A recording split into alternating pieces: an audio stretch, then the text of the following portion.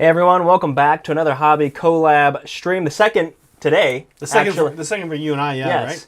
right? We're going to be painting some Orruks and some Gitz, because orcs and goblins aren't a thing. Oh, that's true. And I did did you title the... I put both in the title. And if you hate that, make sure you like and subscribe. Yeah. If you hate this Orruk Gitz-ness, yeah. let us know. How do you feel? Actually, let's take a moment, Cire. How do you feel about all the different IP names? We should do this sometime. We should rank the IP names. What do we think of them? Who hits... I think Orruks is the worst one. You think Orcs? What about elves? That's the second worst one. They expect you to say elves. Yes. Just at least that one I can still say. Elves. Elves still. It's just spelled dumb. They want you to say the same word, but we like to actually add the A in because we're jackasses. Yeah, because we're defiant, I guess. Yeah, we're rebels. But Orruks is like, I had to slightly... It's like Endrin Masters. Like, why are you just making this overly complicated? You hate Endrin Masters. I hate it. Anyway, I'm going to be painting some Orruks. Let's see where you're at. All right. There's a whole bunch of Orruks to my left here, but I'm going to be working on some Iron Jaws Brutes today. I decided I'm going to go with an orange and green scheme. We are in the early stages, obviously. This is very... 1 second. We're going to go here. Nope, never mind. I'll adjust it in a second. We'll be doing some Iron Jaws. I started with a burnt orange base coat. I need to get a second coat on here.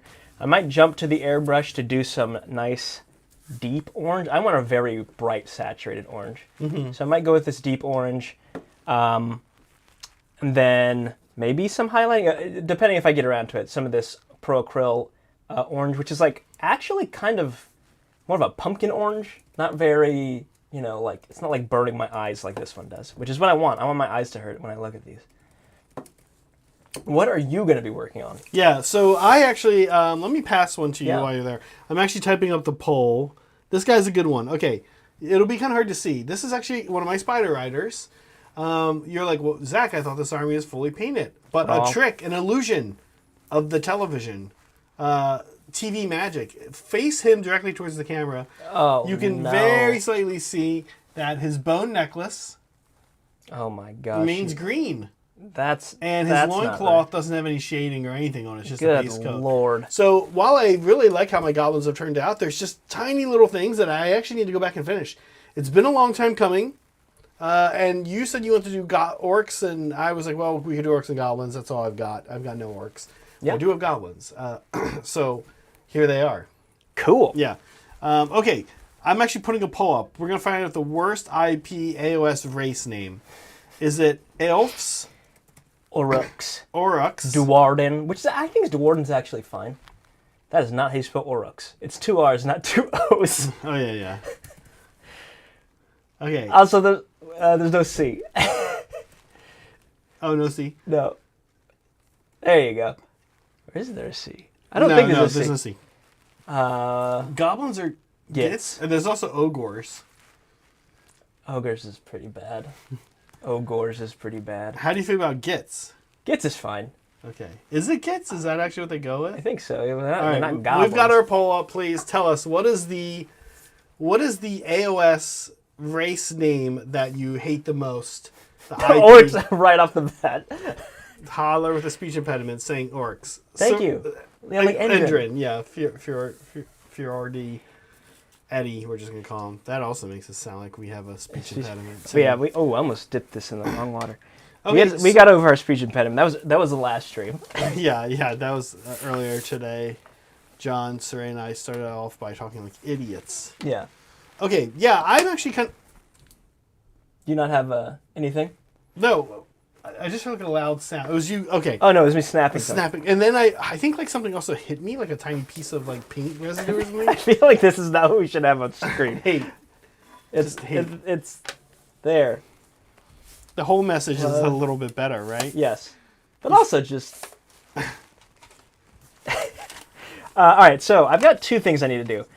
You had some shade paints that I don't have at home, and that means I can use them and kind of experiment. Of course.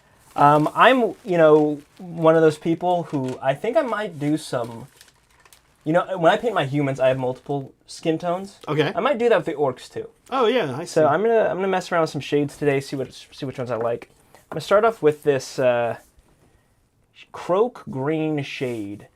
How do you guys shade your green skin? Oh, we were talking about this. Yeah. I don't know, because a part of me was like skin tones, but that doesn't actually make any sense because skin tone has like human skin like Reichland tones. flesh shade, right? Yeah, or like human skin. Gilliman flesh. Come Yeah. on, focus, you stupid. Those have pinks and tones that you would have in human skin. You don't really have that with green skins. I suppose you could put a pink, but it would just look brown. I'm thinking about doing Coelia a green shade, but that might be too dark. That's like a blue turquoise shade, despite what its name is. But I'm going to start with this croak green. Fun fact, the goblin I handed you, actually one of the spider legs broke off. I didn't know. Oh. Halfway broke off. Well, now we know. And I've not seen half a spider leg anywhere, so I'm sure that's gone. Yeah, it's Liberty, bluish green. So yeah, Coelia green shade is a bluish green, which is what I was thinking. I'm going to start with this croak green, which is just like a pretty standard, almost like plant green. So it's not quite as brown as Athonian camo shade, which is very brown and green, but... I'm doing goblin loincloths here. This would have been not this past Old Town Throwdown, but the Old Town Throwdown before this. So believe it or not, I took this army in 3rd edition to Old Town Throwdown 2023. And I did well in painting, but I did horrible in playing. But I did well in painting, even though, like I'm saying, a lot of this isn't finished. Like this guy that I'm on right now, again, same thing. It looks like for the Spider Riders, all I didn't get to right before I went was the strap. They have like a strap around their body and a loincloth and a little bone necklace. And that's kind of all I missed. So I did okay, but it feels good to go back and really finish really them. do it, really do it. Yeah, we don't want to be one of those channels where it's always like half painted. You zoom in and you can tell they just use an Yeah. airbrush. Yeah. Oh, this guy's strap is done. Wow. Wow. What an adventure finding out each. It's kind of fun to go back and like touch into models paint wise, because you don't. How often do you really closely look at your own models? Not very well. I mean, I make tutorial videos, so I feel like I'm always doing it. Okay. The average person. Okay, yes, right. but after the video's done. Oh yeah, you're right. I Right, don't. right. I don't Like do once we start playing with them, it's I missed a feather on this guy. Ugh. That's kind of. You're gonna go to hell. I feel like that's annoying. Seeing that I missed a feather is annoying. What it kind of means is that now I'm just like, oh man, these aren't just things that I didn't get to. I need now also to do a pass to on all of them because you pass might on have missed all of them. a different feather. and just like 2 of them so far the strap wasn't done and 2 of them it was done. So, oh good I God, know. it's not even consistent. It's not consistent. What a nightmare. Anyway, thanks for everybody for being here. We want to kick it off right away by thanking, not right away, we're already 13 minutes in the stream, but a big thanks to Soups for gifting a membership. Thank you, Soups. Gifted memberships and super chats are a thing that we appreciate. They help us keep, they don't really help us keep the lights on, but they help us keep the channel going. Open. Open, yeah, the channel Open going. for business. Open for business. So, Thank you, Soups. As always, big supporter of the channel. I don't know that. He helps us out in a lot of ways. Possible that we would not have been able to do this without him.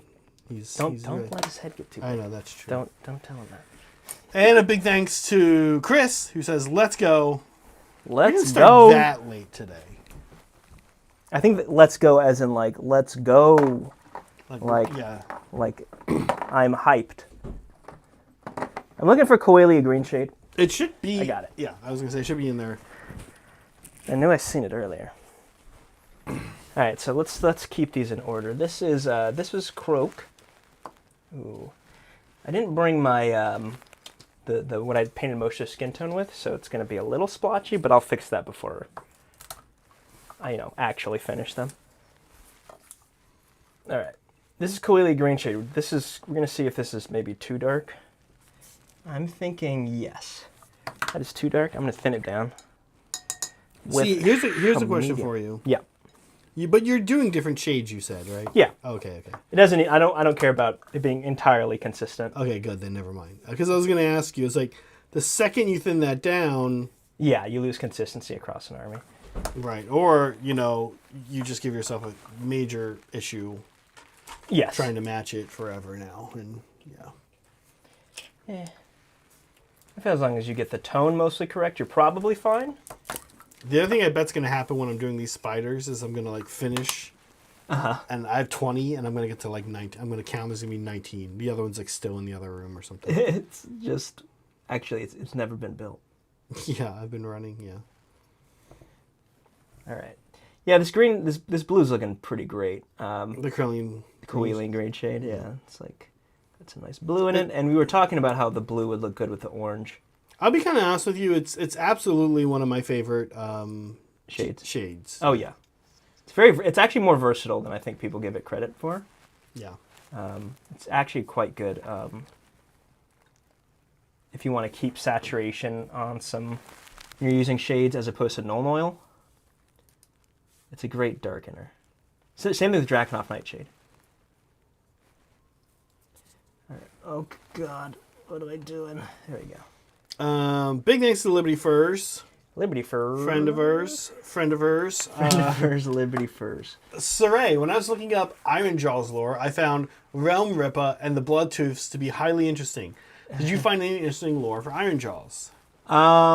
Okay, what is... Let's see. Realm Rippa and the Bloodtooths. Bloodtooths, those are the red guys, right? I think.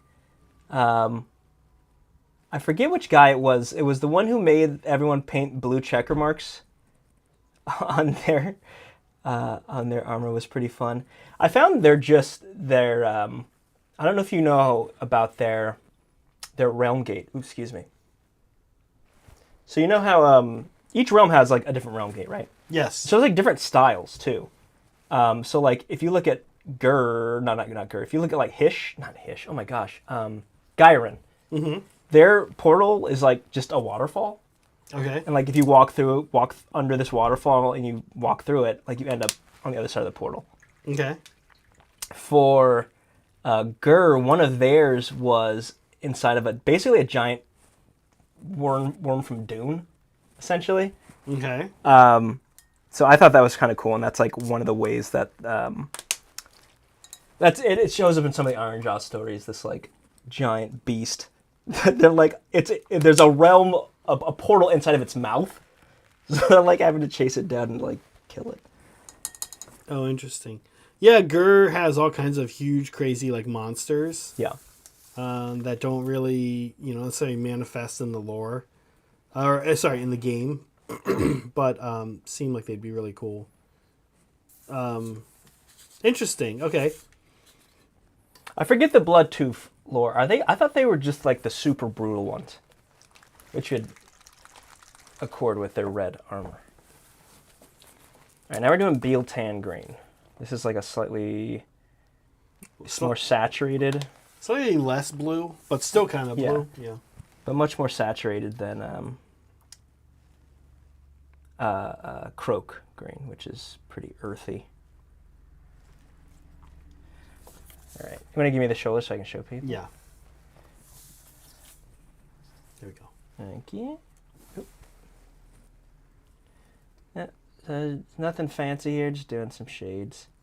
I need to redo some of these orange base coats anyway, so I'm not worried about getting shade paint on them. I gotta tell you, I'm painting these brutes. Mm-hmm. Kind of annoyed that two of the models don't have shoes on. Why? Why did this guy not bring shoes? I don't get it. Do you think they have a lore reason? Do you think they have a good dress code? I don't know. Probably not, right? No, probably not. You can't even get them leather boots. Come on. Liberty says, Bloodtooths were on a search to find Godrek, so they just found a realm gate. So they just find a realm gate, travel through it, look for Godrek, can't find him, go find another gate, and travel again. Oh, okay. Yeah, they're the ones who just keep going place to place. which is pretty great. Yeah. I've been listening to some AOS lore. Oh, yeah? It's like pretty good. What tell me some stuff you like. I've been bad at it. I read Wikia. Yeah. Especially once I've been reading all the Deepkin lore recently on Wikia and Lexiconum and et cetera, but I don't really do like the Black Library. I should. Tell me some good AOS lore. I mean, it's like the thing I just said about the realm gates being like not just a random gate. Like some of them are just like, oh, it's just a portal and a gate, which is like fine, okay, whatever. But I like this idea that there's these different the different ways that they can manifest. Something else I really like about AOS lore is you have these different realms, and I actually felt like this was kind of a weakness when I first read about it. Was all these different realms, right? Yeah. And I felt like that was kind of boring. But after reading up a little bit more about them, they're pretty interesting because just because you're in the realm of fire doesn't mean everything's on fire. You still have forests, you still have seas, you still have... No, the realms are not like... Yeah. Yeah, they're not like Mega Man levels. No. They're not... More like Mega Man X levels. Yeah, sure. And so, like, I like thinking... It's not always explored, but, like, what does a Gyran desert look like, right? Yeah. Like, how do you have a desert that's both extremely full of life, right? Or like, what does a Azure Sea look like? Yeah, I totally agree.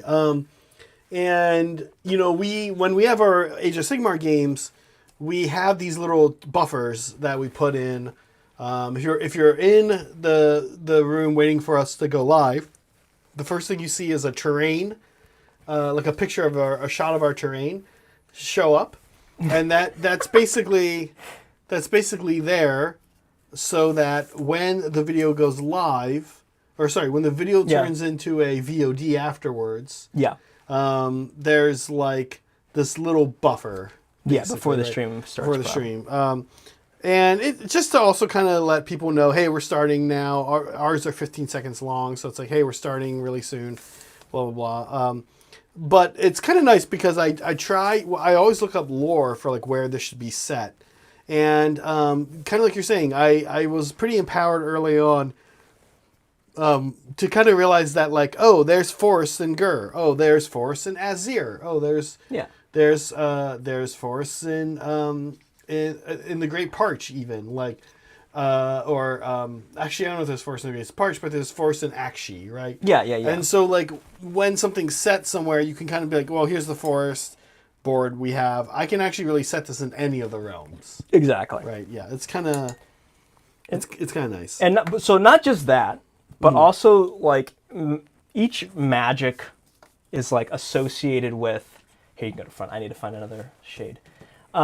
Is associated with like an emotion, which used to be a thing that was like very chaos, right? It's like, oh, you have Korn, who's like blood, the god of blood, but also rage, and you had Nurgle, who's like the god of rot, but he's also despair and dread. And so I think this was always kind of a thing in fantasy, but I think they've kind of amped it up for AOS. Yeah, is that if you look at like the realm of fire, it's not just everything's on fire. People are also just kind of short-tempered. They're passionate and like fiery. It's like literally like the magic literally infuses people with these emotions. Yeah, and it kind of taint maybe isn't the right word, but it kind of taints everything. And so you have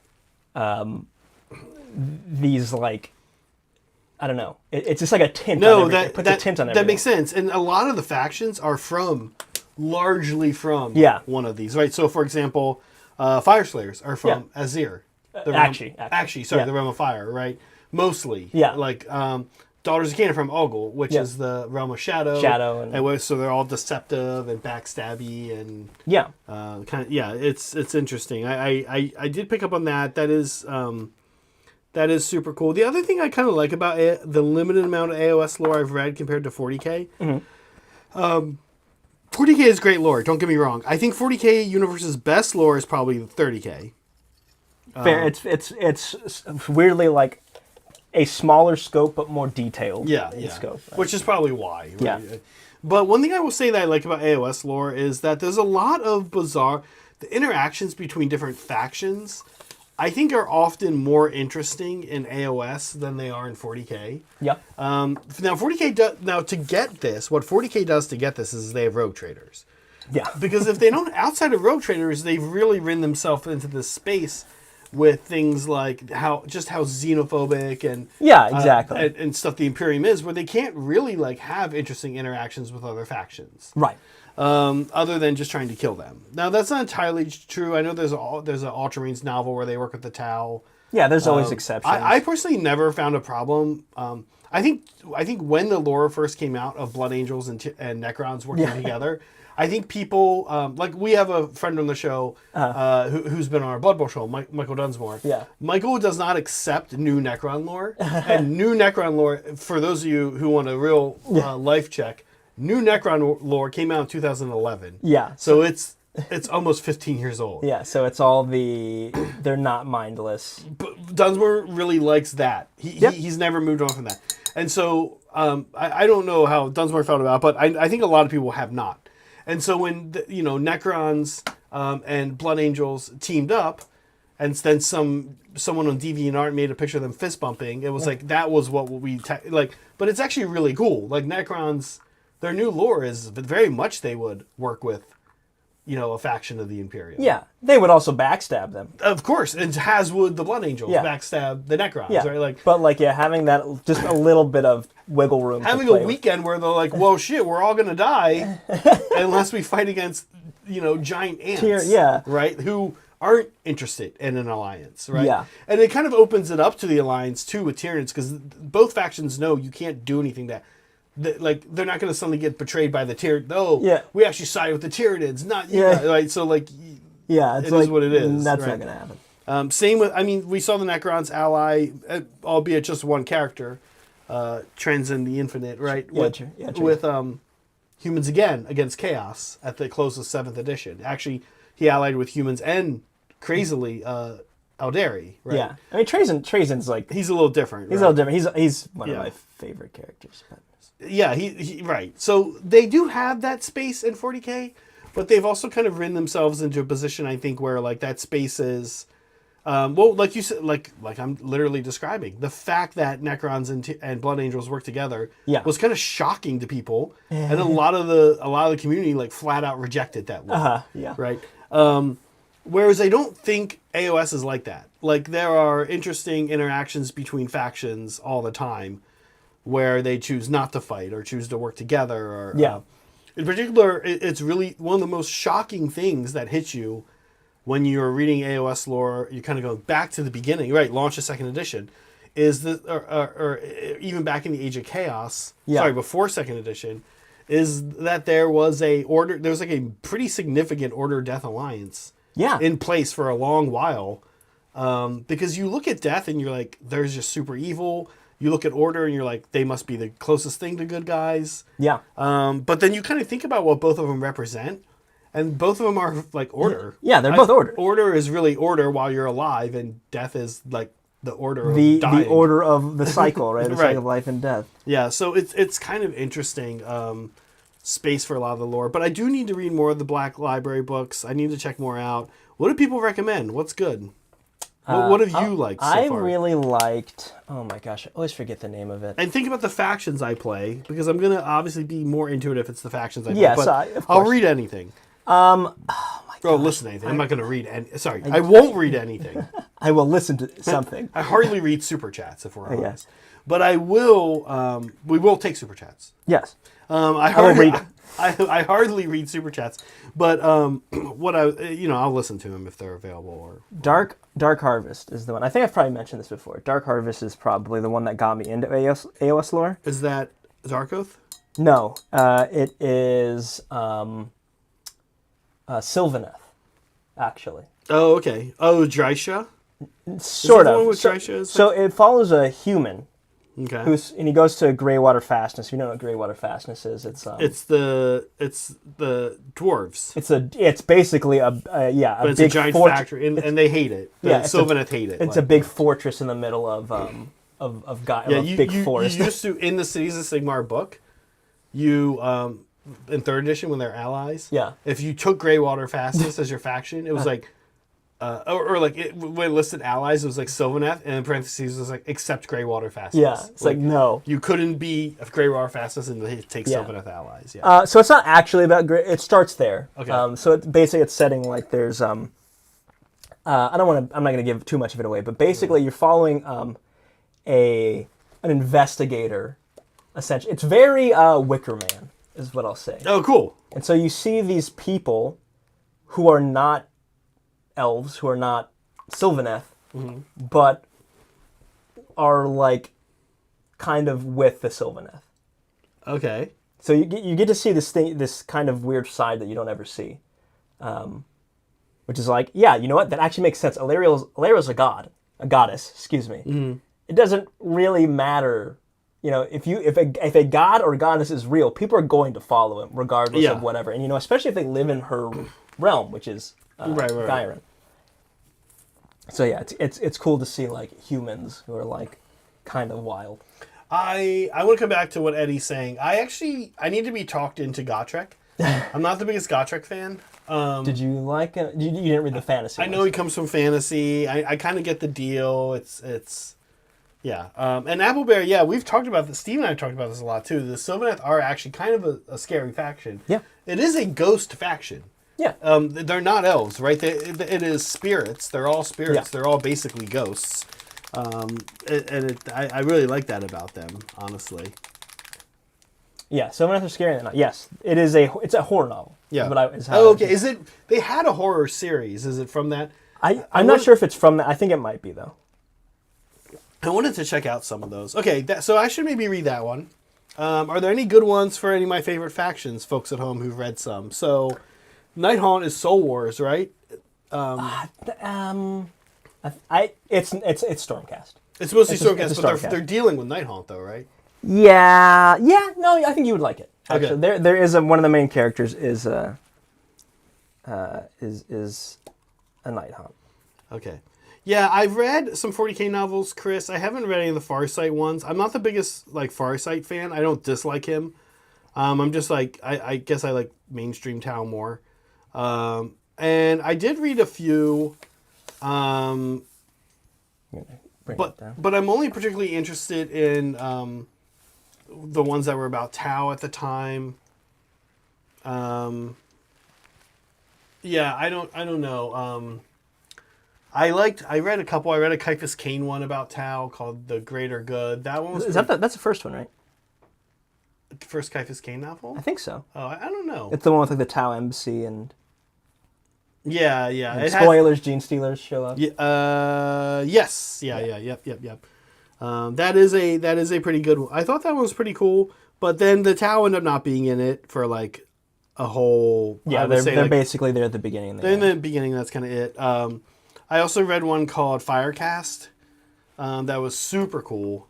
And pretty dark, kind of also horror. But the main quote unquote bad guy in Firecast kind of is like, it's sort of weird. I'll give a little bit of a spoiler. So mute me for a sec if you don't want to hear. I'm not going to give too much away, but I'll just say like, one of the formulas and this is the formula and sorry, also spoiler, Space Marine 2, I know, like, it's a pretty common formula. It's like faction versus faction, third faction shows that. Right, yeah. And I don't think it's a bad formula, honestly. Like, yeah. As far as like a formula you're used to seeing happen over and over again in 40K and AOS novels, whatever, I mean, that's Halo, right? It kind of makes sense. And I don't dislike it. But the third faction that shows up in Firecast, unless I just didn't read it right, and it's actually Alpha Legion, which is totally possible. I want to come back to that in a second. But the third faction is like the planet itself.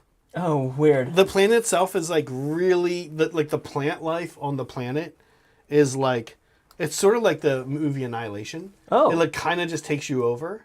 I mean, that's pretty cool. And so like all the different humans and there's a Crude and Vespid and some Tau, but not a lot, are just kind of getting like taken over like mentally by this planet, which is a jungle. It's like a real mossy, spore covered like jungle type thing. It was interesting. I don't know if anybody else has read has read that one, but it was kind of interesting. Yeah, so I don't know. Lady of Sorrows, is that the Lady Olinder one? Appleberry. I might like that. I like her as a character, so that would probably be interesting. So I'm actually reading through the Warhammer Fantasy Gotrek and Felixes right now. Okay. And I would say, like, the best thing about them is the Skaven. Right. It's very good Skaven. Okay, so this is kind of the thing with Kythus Cain too, right? Is and in some ways I think why I'm not super excited about Kythus Cain or Gotrek and Felix or who's the one that's supposed to be in the show? Callus and Toll? No, sorry, the 40K show. Titus? No. The Inquisitor. Eisenhorn. Like, okay, if there's some reason why you really love that character, then I guess you would read through it, and then they are your guide through the mortal realms. And okay, cool. In this book, they're dealing with Nighthaunt. Oh, now in this book, they're dealing with Ironjawz. Yeah, and that's interesting. But I haven't found one of those characters that I like. Right. So I haven't found either an AOS or 40K. You know, I know there are several Farsight books. They've probably written the most about him as far as a character I might like. But they also don't really do a lot of books. Like, they're almost always the Imperium in 40K. Yeah. There's no, like, here's the series that always follows this Farseer. Right? Yeah. They might write a trilogy that's like a Farsight or a Farseer or something like that. But I haven't really seen like an ongoing... like, oh, here's we're always following this maybe Neve Blacktalon is kind of that the closest thing, but even that I'm kind of like, I don't know. The Blacktalon, the show was kind of cool. I'm just trying to like find a character that I like. I guess anyway, what I'm saying is I almost prefer like one-offs because then you get windows into more factions. Yes. Otherwise, you're always getting like the window of that character. I guess a little bit of a degree of what a faction he's from, or she's from, or whoever it is, and then the faction of, like you're saying, Gotrek and Felix. Cool, okay, and they're not even a faction. Yeah, quite frankly, in AOS anymore. Yeah. So here's Gotrek and Felix representing virtually no faction. I guess closest would be cities or Fire Slayers. Order in general, kind of, right? Like, here's them. And now they're doing with Skaven, so you get to see Skaven or whatever, right? What makes the Skaven cool in the one you're reading? You just get to... So it's from Warhammer Fantasy. Oh, okay. Getting to see, like... just... I mean, they're comic relief. But also just kind of getting to see how Skaven think. I'm wondering if in an AOS book, I bet they're not as depicted as much as comic relief. I mean, they're still threatening. Okay. Yeah, Thankful. Thankful's the guy I'm thinking of. Who's like, here's just an example. This Skaven is like, all right, I gotta, oh man, like, what if, in order to, hurt my internal enemies, I turned my external enemies against my internal enemies. This is a genius idea, but how am I going to pull this plan off? It's going to require some real hard thinking and a hard cut to some kid fucking handing him a letter saying, hey, can you go kill these guys for me? It's like, that's what he's just saying. Eddie's saying Skaven are awful in the books, like just really mean and interesting. I mean, that tracks with who they are. Interesting. Anyway, I should check out some different AOS books. I honestly have a hard time picking up, like, I never, like, Broken Realms, which was a series of books that came out at the end of 2nd edition, and there was one for each god, or a lot of the gods. I never really picked up like the techless one. Well, I wouldn't have picked up the techless one. I never picked up the Marathi one or the Kragnos one and read it. I find that kind of like reading. Same with the. I tried to do it with the at the end of 7th 40K. Yeah. So you're just a little out of focus. Oh, sorry. Yeah, I tried to do it with what were they called? The ones that happened at the end of 7th edition 40K when the triumvirate happened. Oh, oh my gosh. And the alliance between Ynnari and the Aldari and the humans and Trazyn we were talking about earlier, right? And I tried to read that book. I understand that's not a novel. That's like a black, there's rules in the back of these books, right? Yeah. And same with codices. And battle tomes. I've tried to like kind of read through them and like get the lore out of there. I love the timeline sections. Yeah. Where it's like, here's a little blurb about when they fought Soulblight. Here's a little blurb about when they fought Iron Jaws. Here's a little blurb about, this time they found an ancient relic or whatever, right? Those are cool. But like going through the novel and going through the book and reading the rest of the lore. It's a lot of investment. It's not, I don't know. I don't always feel like those are that well written. Yeah, I mean, they're written. I don't think they're poorly written, but they're like. They're not like. Yeah, I know what you mean. Yeah. They feel like what they are, which is like, here's something we need written for this, not something you had a good idea for. Yeah. Yeah. Yeah, exactly. Yeah, that's it. Actually, that's it. That's exactly, you're right. That's exactly what it is. It's like workmanship, books, right. Authors, not something someone had a great idea and exactly had time to execute on. You are right. That is exactly what it is. So I don't know. But I hope I should find some good AOS ones. God Eater Sun's also good. That is chaos though. That's chaos. Yeah. Does anyone know, are there any good Daughters of Cain ones or Deepkin ones or Nighthaunt ones? Those would probably be my 3 that I'd be most interested in. Yeah, I don't have any for those. I mean Soul Wars. I feel like Soul Wars starts off not great, honestly. I almost fell off of it. It felt very much like one of those workman style. I'm writing this because we need to fill a quota. It kind of starts off feeling like that. But by the end, it's like pretty good. Well, that is certainly a risk for Soul Wars or Skaven Tide, right? Any of the ones that actually kind of have come out because of a new edition or new edition, right? Yeah, it sort of is an issue. Interesting. Okay, should we hop into a segment? Yeah, let's do it. Okay. One thing that I think we should do even before the segment, though. Okay. We do have let me find it here. Find it. Squad Marks. Get your Squad Marks. Squadmarks.com. Timbit, our very own Timbit, is doing another Mandrills class. Just heads up, put in your calendar if you are a Mandrill. I'm going to be at this one for sure because I hate True Metal Metallics. I really think I want to get my Deepkin finished before then, but I might actually hold off on even doing like the Riders. Yeah. Who are all True Metallic until after I take this class. Put in your calendar, December 1st, 12:15 p.m. That's a Sunday. It's like going to basically follow immediately a hobby stream. Yeah, this looks amazing. So if you're a Mandrill, you get this perk. We did not have a Mandrill class in November for you Mandrills, but heads up, we are looking to hopefully get 2 in December. We're working on it. No promises yet, but we are hoping to get 2 in December. And this one's on December 1st, so it's basically November. But we are hoping to get another one in December for you guys, just so you know. Okay, segment time. Here we go. Well, we decided we want to. Nope. Oh, this is actually we're supposed to talk about this. Yeah, too. this is the other one we're supposed to talk about. We're supposed to talk about this one. Keep in mind there is a Blood Bowl. That is not the right date though. She said right. Wait, I have it. 11/24 is the final. Is the final between Bryce and KK. Chaos Dwarves versus Lizardmen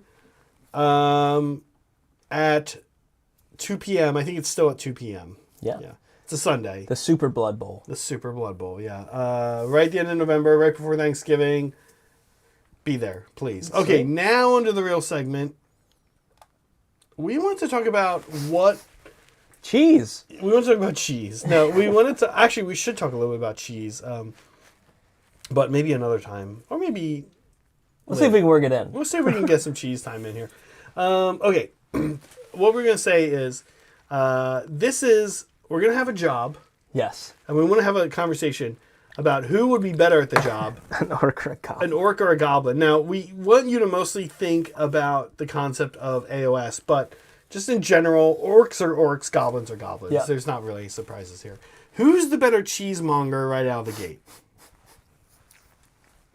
That's a real job title, by the way. What the fuck is a cheesemonger? A cheesemonger is a person who sells and knows about cheese. Like a sommelier? Yes, but they don't have such a fancy name. Yes, cheesemonger sounds way worse. Cheesemonger sounds way worse. There's cheesemonger, there's fishmonger. Cheesemonger is a real thing. Yeah. Appleberry right out of the gate says... Goblins, and I agree. He says Liberty says orcs will be able to make better cheeses. Wow. How? How? I want to hear it. Ty because of different... Okay, Eddie, explain yourself. Yeah, everybody just start explaining all at once. Yes. We have no system for this. Yeah. We just want to hear all of your fucking psychotic rants about who would be better at cheese. Pig cheese? Pig cheese? What is pig cheese? I guess you use pig milk. Ugh. Can you milk a pig? I guess you can. Spider cheese? No. There's other goblins, though. We're talking about a craft, right? Yeah. So like, I feel like Gitz have already proven that they can do beer. Yeah. And potions and mushrooms. Kind of, they talk about in the Destruction factions, most of the Destruction factions have weird kind of... They don't really ally with each other that well. Yeah. But most of them actually do like the Gloomspite Gitz. Largely because most of them are buying things from them. Yeah. Particularly their beers and stuff. So I think it would be goblins. I think it's goblins too. We were talking about cheese. What kind of cheese do you like? Moldy cheese? You don't really like moldy cheese. No, right? I discovered I like really mild cheeses. Mild I was like, oh, I like brie, and then I had some really sharp brie, and I fucking hated it. Yeah. Have we ever had have you tried the like super moldy blue cheese that I like a lot? No, probably couldn't do It it. has the black currants in it too. It's sold in the U.S. and in Canada. It's called the Blue Jay. If anybody in North America ever wants to grab it and try it. I love blue cheese. Blue cheese is one of my probably my like most favorite acquired taste. Okay. Yeah, I love when you open up blue cheese and you can see the spores like open up. No, that's too far. The veins are so big that when you bite into it, you're like actually like getting the powder and the spores up. Nah. Yeah, I love Too that. much for me. Too much for me. Yeah. The Blue Jay Saw, it's called. Yeah, I love it. Okay. I think goblins, but we're not actually doing a vote. We're just chatting. We're just chatting. Everyone calm down. I feel like people have made a stronger case for goblins. I feel like because of their knowledge of mold. Mold, yeah. Okay, moving on. What is this picture? This is meant to represent a repo man. Someone has come and taken all of this young lady's possessions because she was delinquent on her payments. So, who makes a better repo man? I mean, okay, there's two ways you can look at this. I think the obvious answer is probably orcs. Yeah, right out of the gate, probably orcs. Right. I feel like it would appeal to an orc more. Right? To raid. Yes, I feel like you have what are they called in 40K? The guys who steal stuff. There's one that's like all about grabbing Ludas. Ludas, yeah, exactly. Yeah. I think now if you were a bank. Who would because you're wanting people to repossess? Do you hire orcs or goblins? That's the real question. Yeah, orcs probably smash the shit They'd up. probably break it.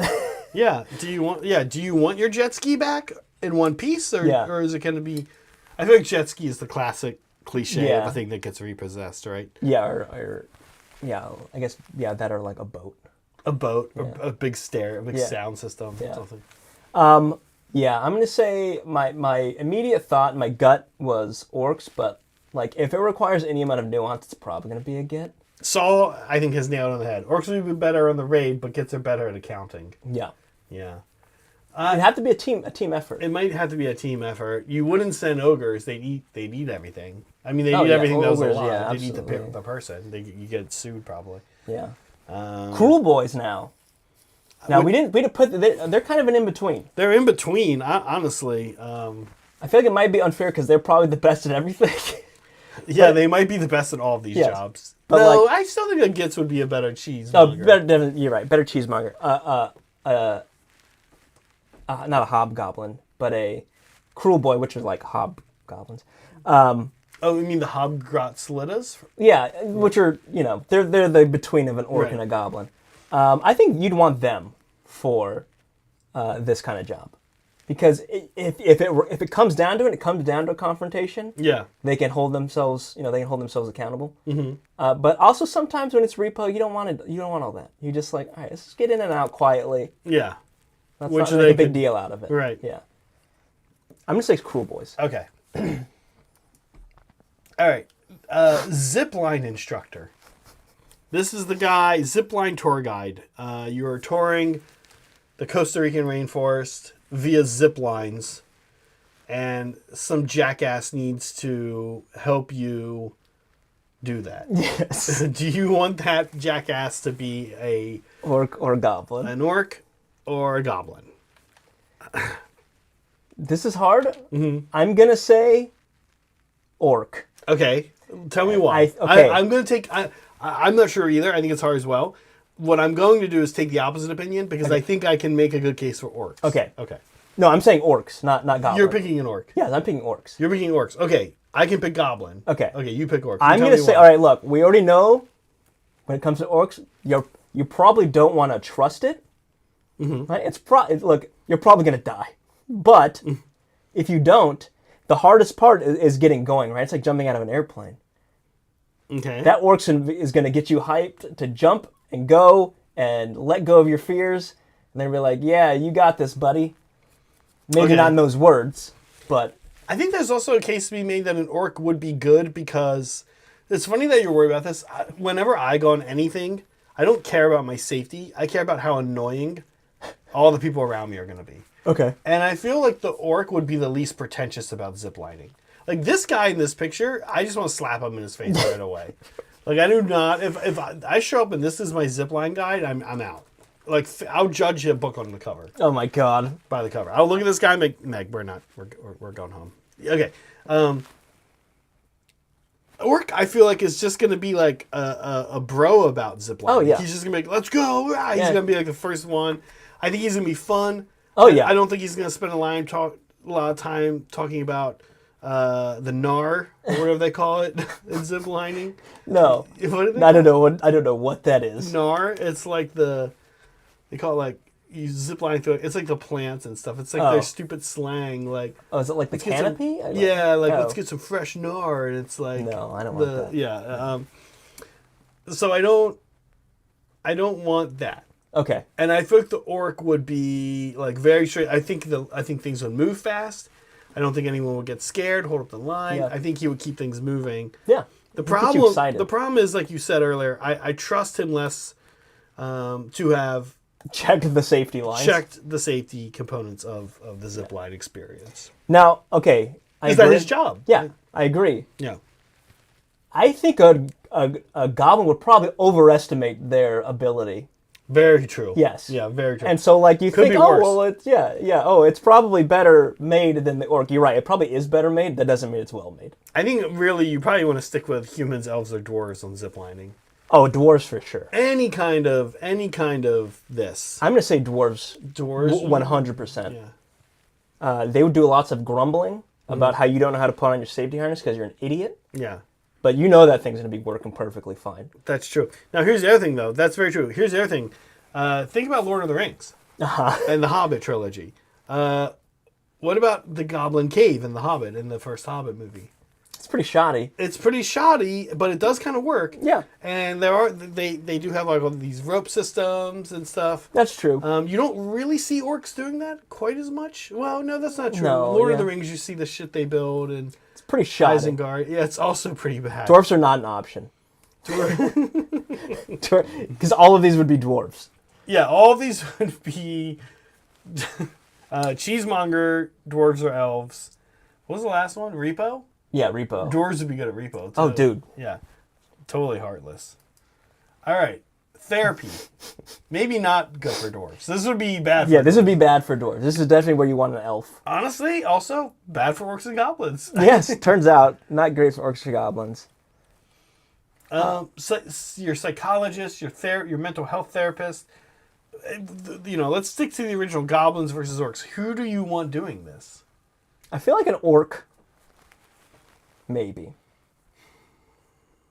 It's tough. AOS has kind of smart orcs. Yeah. AOS has like Warcraft orcs. Yeah. Like, in Warcraft, the orcs are like noble and like kind of like tribal. Yeah. They have like warrior culture kind of stuff, right?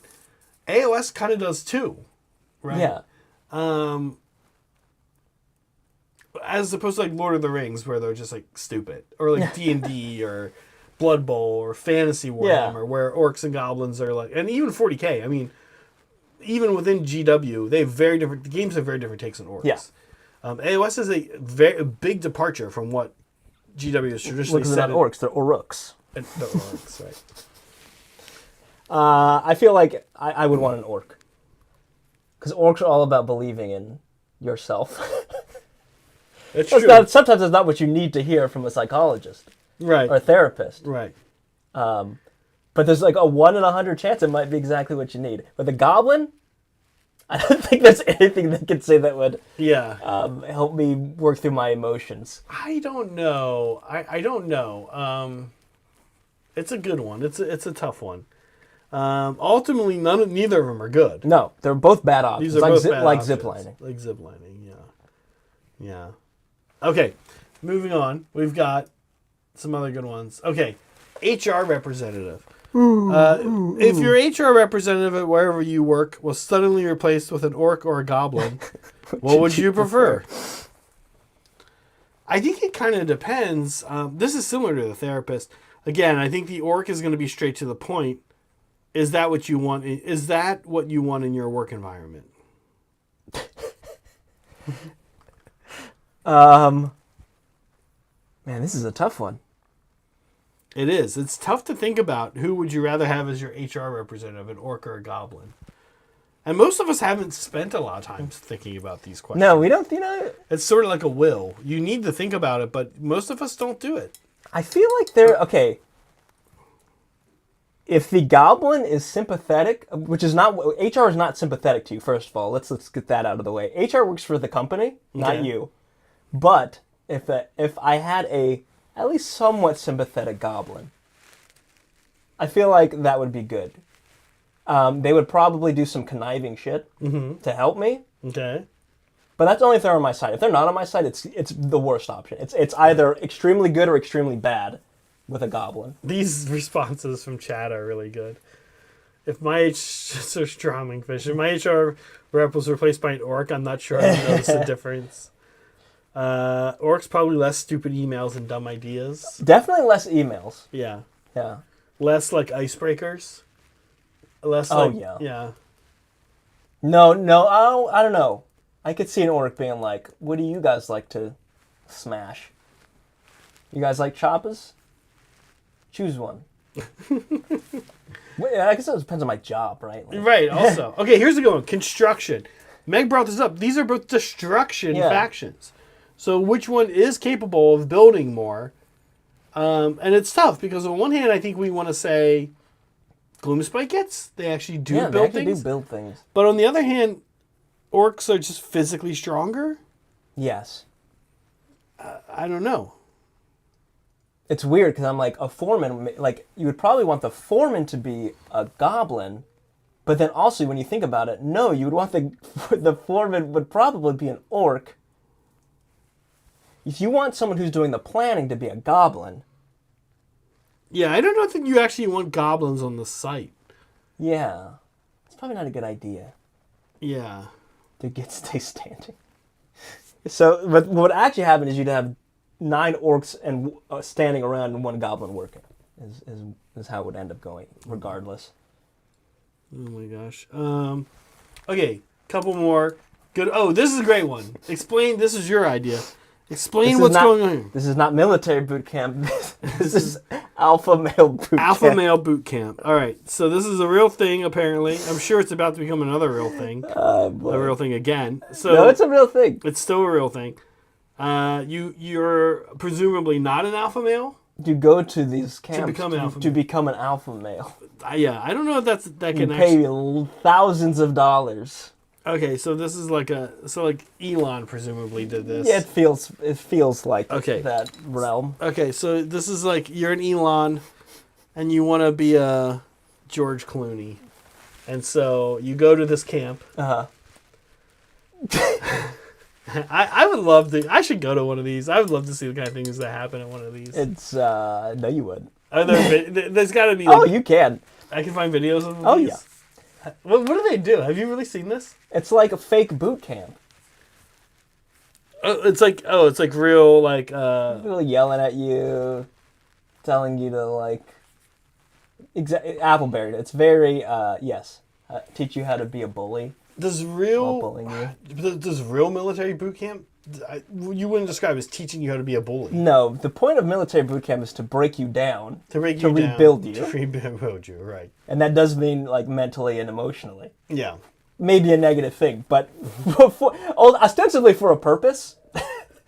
Whereas, yes, it's where you learn to become a Chad, but Chad negative. The negative types of Chad, yeah. Okay, like what would you do? Like, I would love. Give me like, what's a real thing that happens at a alpha male boot camp? You get yelled at. Okay. They yell at you for being words I can't say on negative things. And there's this episode of one of your favorite shows, Bob's Burgers, where there's this guy called the Deuce, and he has different like he's one of these like guys who like has these tapes that help you get better with women and stuff. Yeah. Okay, and he has like these ways you should get better at women, like insult them all the time. Yeah, it's very much like that. Maybe a little less slimy, or like on the nose. Right. Still just as slimy, but presented in a manner that is a little different. It's less about manipulation and more about aggressiveness. Liberty. Okay, physical activities and something. Why would you do physical activities? Like, why is that going to make somebody an alpha male? Just like getting in better shape? First of all, this is all BS. That's the first thing. Okay. Of course. But let's say it wasn't BS. Okay, going to the gym. Let's say you don't have self-confidence and you're quote unquote a beta male. Okay. Yes. And you go to boot camp. Like, is it just to get you like physically more confident? Like, oh, I've lost weight, or I gained weight, I bulked up, I slimmed up, I got whatever. Like, is it to? It's not just that. It's also about changing your mindset, and that you are an alpha. I don't know how to put it other than an alpha male. I need to see videos on these. It's very sad. The existence of this is very sad. My mind. Anyway, let's orcs or goblins. Goblins. I don't think an orc is conniving enough to do this to people. I don't think that an orc has the capacity to say, "I'm about to take all these. I'm going to get all these men who lack self-confidence, and I'm going to rob them blind." That's definitely a goblin thing. Goblin thing. Yeah, you're probably right. Now, would they work at the camp? Maybe behind the starter manosphere. Yeah. Okay. Yeah, Behind the Bastards is it's a podcast. Bastard. Yeah. Okay. No. Is it a? No, it's not a podcast. It might be a show. Maybe both. I meant to check that out. It's a legal version of Fight Club. That's not. Yes, that is probably the right way to look at it. Yes. Okay. All right. What's the last one? So weird. Okay. Last one is sales. I just had this guy. He looks like a sales guy. He was a sales guy. Goblins. You think goblins? I think goblins. Yeah. Sales. Yeah. Definitely goblins. Okay. Yeah. I mean, they already sell stuff. They do. Yeah. Yeah. Orcs don't really do that. They don't sell. They take. They smash. Okay, fantastic. Listen, this is also a good time to close our poll. and chat this. The clear winner... Wait, hold on. There's... Vote in the poll real fast if you didn't vote. Oh, yeah. You know what? People are making points. Yeah. You know, there are certain realms in which an orc would be better. Like what? I bet if you're trying to sell someone a weapon, orc's gonna know better. Orc's gonna be able to sell you something. They're gonna kind of be able to get you hyped for something. Okay. They can build excitement. Okay. But if you're just doing like bulk sales, that's gonna be a goblin thing. Bulk sales. Yeah. Okay. All right. I did finish the loin. Well, I didn't quite finish the loincloth. I'm going to do a little highlighting on the loincloth now. It's so tiny. It's so hiding inside of him. He's kind of like hunched over, covering it. But I'm going to go ahead and try anyway. Where are you at? I'm still getting the second layers of base coat on these. This orc armor. I might switch it up just so we can have something more interesting to look at. Now, I'm at an impasse. I don't know if I want to jump into the airbrush to get the highlights on these, or if I want to do it. Here. Okay, yeah. So, right here. This autofocus is not working. Come on. So. Wait, do you have an autofocus or auto unfocus? Yeah, it seems like auto unfocus. I'm not sure if I want to hop in here with an airbrush to highlight these. The orange armor, and obviously I'd have to go back with the green, but I'm going to have to do that anyway. Or if I want to do it, it's really a style choice, because if I do it with a brush, I'll probably end up doing stippling, and that's like, that'll make the armor look very beaten and weathered, which is fine. That's actually would fit. The problem is I have to do this across an entire army. And that would take a lot longer for an entire army. Yeah, so. Do you want your orcs to be nice and clean or not so much? Yeah. It's more like don't want to have them on the table anytime soon. So. Yeah, no, I know. Well, how many... I mean, this is somewhat of an elite army. Less elite than your previous two armies. Yes. So I think in the end I'll have 10 brutes, a bunch of ragers. Actually, I'm thinking about it now. I should probably just do stippling because I'm not going to be able to airbrush the ragers and rekkas because they're like shirtless.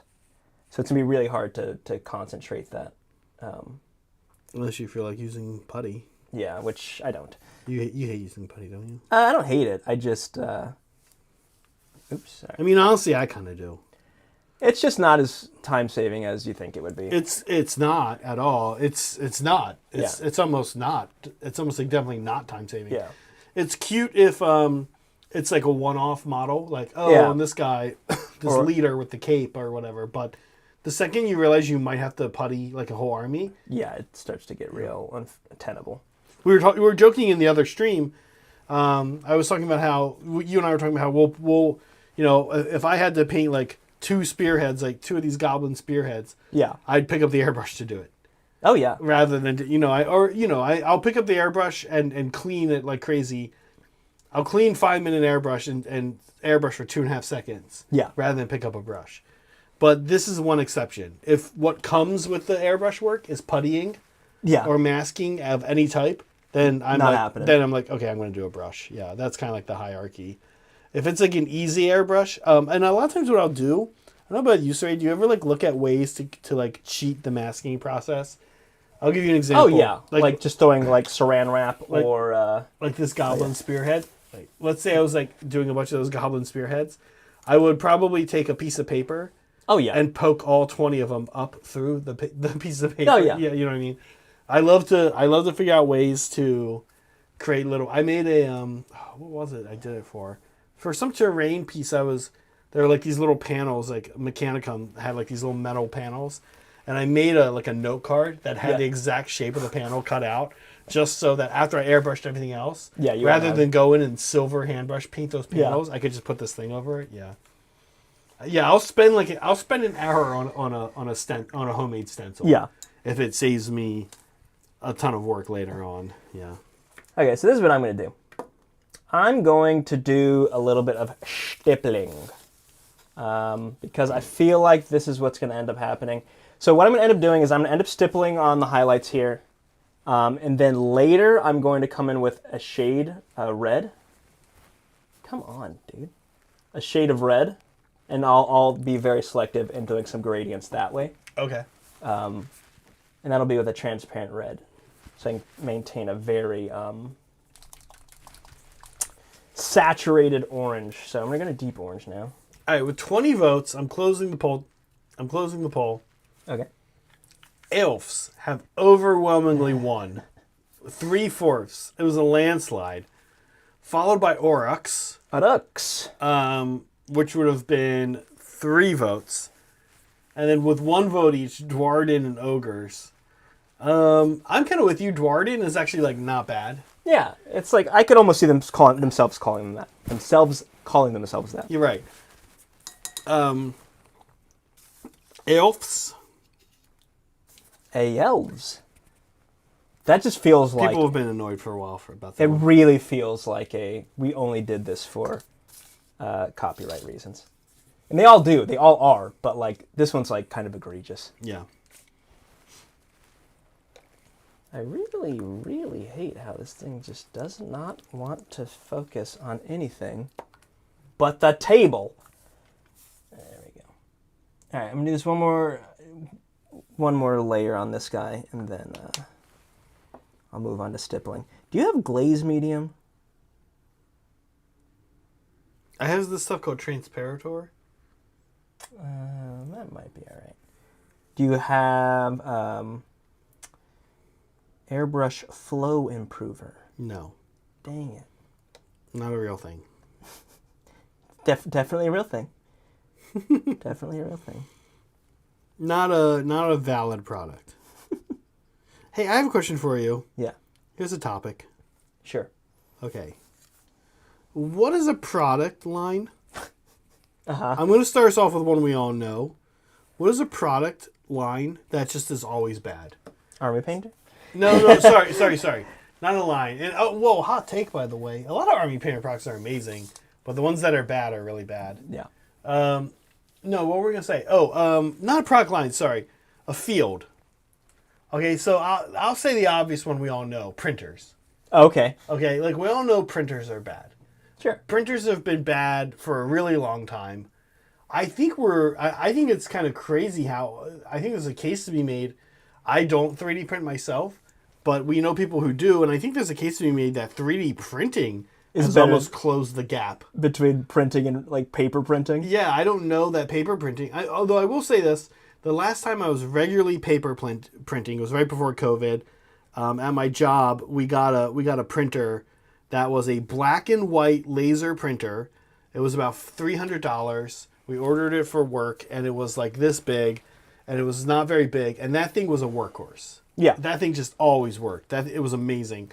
And we all talked about it. We were like, wow, this printer is amazing. Use this printer. Oh, we'd be like in one room, and we'd be like, oh, you know what? Hold on, go on the Wi-Fi. Add that printer. Okay, we'll go in the other room and print. Oh, wait, they're having a class in there right now. That's okay, just print it anyway. It'll just go like... Yeah. And then when we had to get another printer in the computer lab, which they let me like pick all the stuff out for. And I was like, get that printer. And like we got that printer, like we had 2 of them. It was like amazing. HP, it was an HP, it was like a black and white laser printer. But home printers are bad, right? Printers are mostly pretty bad. What's another product? Where everything is pretty bad? Yeah, I have one. That's why this is the route I have my own reasons I want to go down this road. Actually there's 2 that I can think of. Let's see. I don't know. I'm going to say, I feel like this is going to sound crazy. Mm-hmm. I feel like a lot of audio, production audio equipment is bad. Not like speakers. We've been using a lot of stuff. Yeah. I feel like a lot of it is like, this feels really ramshackle. Have you ever met like audio people? For people who like travel around, like almost roadies, but they're like elevated roadies because they have a really important tech skill, like tech audio people at like a theater company or like they are really fucked up individuals. they're unanimously god awful people to be around usually. Sorry in advance if any of you work audio at like, you know, a major theater or like for a major like band or like travel. They are, I mean, they're universally super arrogant. And they have that huge thing where, all right, like, you don't know what you're doing, idiot. Give me, like, they're, like, cliche. Okay. But I think you're right, though. A lot of audio equipment is, like, not as reliable as you would think something that is pretty common. Kind of expensive. Yeah. Okay. Audio. Especially like, audio, like, we don't have any here, but, like, audio routing equipment, not great. Interesting. A lot of it's not great. Interesting. Okay. Saul says toaster ovens. I disagree with this, Saul. In all the time I've been married with Megan, we've had 3. First of all, we love toaster ovens. We don't have a microwave. Yeah, they're psychos. Yeah, we don't use microwaves, but we love our toaster ovens. We had one toaster oven that I inherited from, I think my parents when I was in grad. They let me take it to grad school with me. So that would have been 2006. When I went to grad school, and then Megan and I had that. I had it. It moved to California with me. I think we used it in our apartment in California. I think it moved back to Pennsylvania with us when we lived there for a year, and then I think it came back to the Bay Area. So that would have been 2011. We got a new one. I think somewhat. I think we had it for a few years, and then our friends moved. And they didn't take their toaster oven, and they were like, "Do you want our toaster oven? It's bigger and a little fancier than yours." And we took a gamble, and we were like, "Sure." And then that one lasted until just like a year ago. So just like a few months ago, when I got the, you know, when everyone makes fun of me for getting the flesh-covered our place toaster oven, which has been pretty good. So it's a pretty weird color. I don't know. It's great. I don't know, Saul, if I agree with you on that. I think toaster ovens disproportionately hit above their weight. Same with blenders. Megan and I got a blend when Megan and I got married. We didn't do a gift registry, and so Here's a point of advice if you don't want to do that. So instead, what everybody ends up giving you is gift cards. Back then, this was 2009. It was a lot of Target gift cards. Oh, and we got a Ninja blender. Ninja brand blender. Oh yeah. Only recently just got rid of this to replace it with a Vitamix, like a year ago. So that was 2009 until. It's a long run. Yeah, and it still worked. It still worked. It was crazy. Vacuum cleaners. Okay. Vacuum cleaners. Yeah, used cars are bad. Southeast U.S. used cars. That's where I bought my car. It was actually perfectly fine. But I guess I didn't drive very much, so. Yeah. Actually, never mind. That car sucked. That was when I got stolen. Oh. Yeah. Yeah, that's just like when we met you that happened. Yeah. Okay, I would... Here's what I was going to toss out. Ready? Yeah. You don't know this because you don't do what I'm about to say. Cheesemonger. Cheesemongers. Yeah, no. Cheese knives. No. Okay, so I don't vape tobacco. But we do use a vape pen for marijuana, which is legal in my state, so you can't say I'm doing anything illegal. And man, the cartridges. The cartridges are fine. The cartridges are like $30. They're full of the product. They're full of what you're actually paying for. The batteries, which are like pretty inexpensive, are just freaking awful, man. Like they never work, to the point where I went to the dispensary. Okay, I went to the dispensary the other day with Megan. I walked up to the person and I was like, "Hey, here are all the batteries." I was like, first thing I said was like, "Listen," or I think it was like, "Dude," actually. I was like, "Listen, dude, I'm not about to be a Karen on you, but I do have a serious question." And I like laid 3 or 4 of them down. 2 of them are the brand that they make, the dispensary makes. I was like, none of these work anymore. And I was like, and then I also produced like 2 cartridges that we had just bought like 2 weeks ago. Yeah. I was like, I bought all this stuff from you. I was like, I can't use these because none of these ever work. And he was like, "Oh yeah, hold on a second." And he pulled a manager over, and she was like, "Oh yeah, I'm really sorry. Hold on a second." And so she gave me 2. And she's like, "Okay, you're not allowed to try these out here, but legally, but you can, quote unquote, like wink wink, go out like right out the door and kind of try them, and like that's okay. Yeah. Like Yeah. And I did it, and I was like, listen, if you're telling me they work, I trust you, okay? And she's like, yeah. And I was like, here's the thing. Also, I was like, I'm sure they work. I'm sure right now they work. Yeah. The problem is they're not going to work after they do one of two things. One, we have a cartridge in them for like a week. Yeah. Or two, when they get charged. The ones that get charged with a USB-C or USB, like the little micro in the back, they're fine. But the ones that you have to screw in, the screw-in thing like pulls them apart like all the time. Okay. Thank you, Liberty. Yeah. The Chappas, thank you. The Chappas. That's a he was asking. War Clan. Thank you, Liberty. Thank you. Could have added us, but we do appreciate the support. Okay, so she gave us these two for free.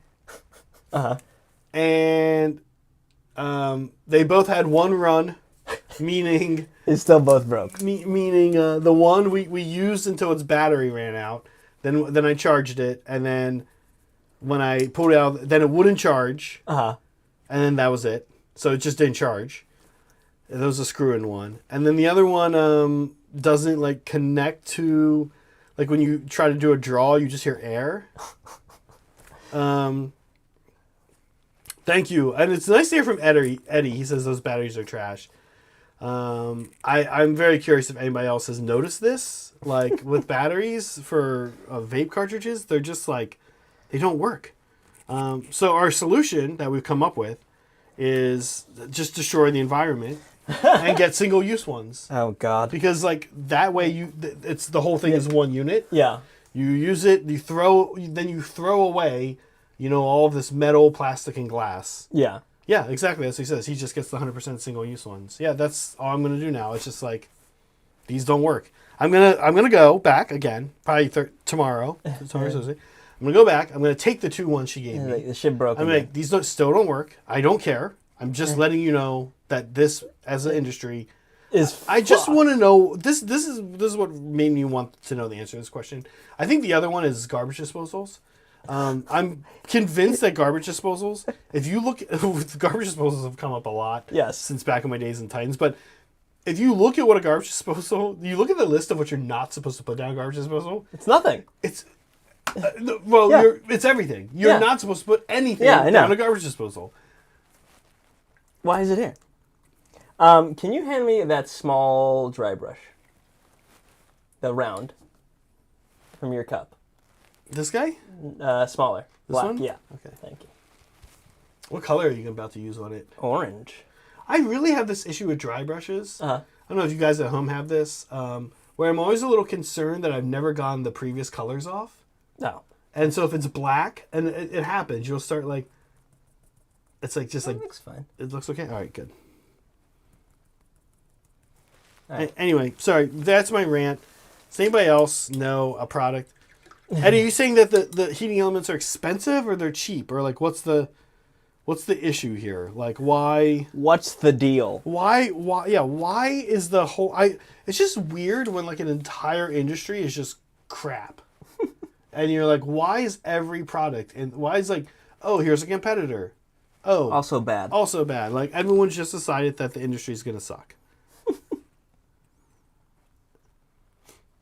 I mean, I guess that's the case to be made there. I mean, that's capitalism. That hasn't happened yet. An excited capitalist, a defender of capitalism might say, right? That's financialization, which is what Uber and Lyft did to taxi drivers, right? Right. Taxis sucked. The drivers were shitty, awful people. The cars were smelly and shitty and old. They were super expensive. And so Uber and Lyft were like, cool, we can do this better on all accounts and cheaper. And then we'll just destroy an industry. And then we'll just jack our prices up and have the same prices as they do, basically, right? That's factually called financialization. It's a pretty crappy process. But if you let it happen because your industry sucks, yeah, you kind of deserve it, right? Like Airbnb was not able to do it to hotels, but it was their goal. Yeah. Their goal was to end hotels. Yeah. The way Uber and Lyft, for a while, effectively ended taxis. Taxis are actually back now, at least in the Bay Area. But because hotels were good. Yeah. Like lots of hotels are nice. Like Convenient. Yeah, they're convenient. They don't charge too much. Certain things you can't get. I feel like you could financialization. A company could clean up. Clean up this if they fucking just vape. made a good battery, right? Yeah, and Eddie's saying they're super cheap, like cents. And yeah, they charge like, because the cartridges are like $30-$40. Yeah. They charge you. Oh my god, what? Oh, the cartridges. I thought you were talking about the batteries. No, the batteries are like 4 to 12 tops. Okay. And I'm not even sure I've seen one 12. Oftentimes they give you the batteries for free. Oh. Like you can go get a deal where it's like, here's the battery for free. It's just somebody make like a $20 cartridge. For God's sake. Yeah, I would buy if I knew it would last. You get it. I can recharge it. I can use it for a while. All right. So like, how do I do this? How do I use this stupid thing? Oh, Cire's using the high. So it's fun. Use exactly like you use any other airbrush. It just doesn't have a cup. So just pour it right in there. Is that unthinned? This is unthinned. AK. Yes. It's not. Yeah, that's what I'm saying. How do I do this? This is why these suck. This is why this thing sucks. I don't have a cup. Wait, is this yours? Yeah. Oh, yeah. So remember, you do the Zach thing where you buy a second one. Oh my fucking god! Did you buy a second one? No. And turn it into an airbrush? I don't paint? have it here. I guess I could do it with this one. I have airbrush thinner. There's some out there. There's some over here. Honestly, I'm kind of surprised because AK. Okay, that's just my hot take of what I do to AK. If I like AK, I buy 2. Yeah. I turn 1 into an airbrush paint. Let's see. Can I get that? Give me the metal palette. Little Yeah, Oh yeah. let's mix Or it up. Do you have little pour cups? There should be little pour cups somewhere. Yeah. Can you be in there? They might actually be in the kitchen. I might not have restocked them yet. I weirdly keep them in the kitchen and then. That is weird. This looks fine. All right. I went for a stippling pass and I hated it. So I'm gonna try to just see if I can't be careful on airbrush.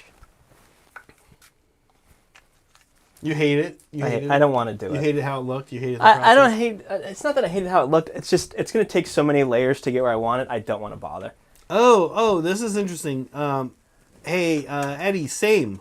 The other day, Meg and I were at our local GW, and we saw the new GW palette in person as well. And he's right. It's worse than you even imagine because it's actually very, very small. Oh, really? It's very small. Oh, my God. No, Barry, it is a skull. Barry's like, does it have a skull on it? He thinks he's being funny. Barry, look it up. You know what it is. It's the one we have all been making fun of. It's super tiny.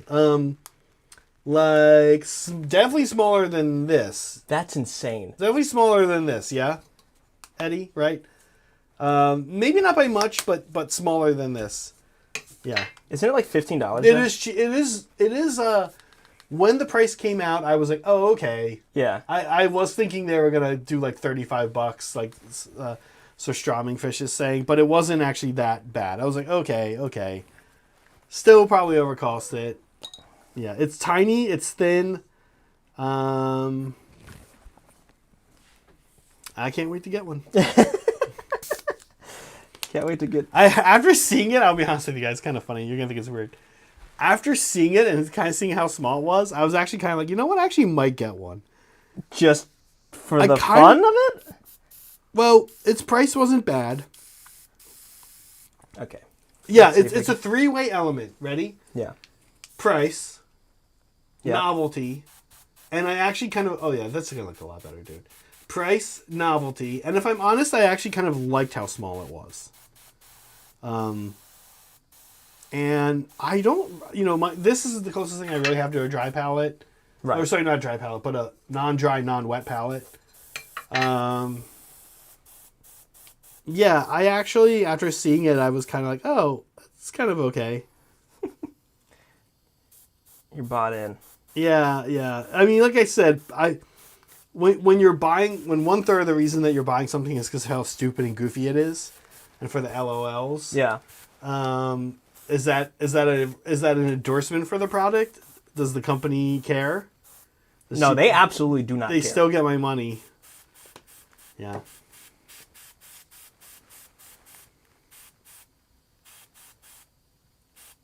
Yeah, Barry's probably right.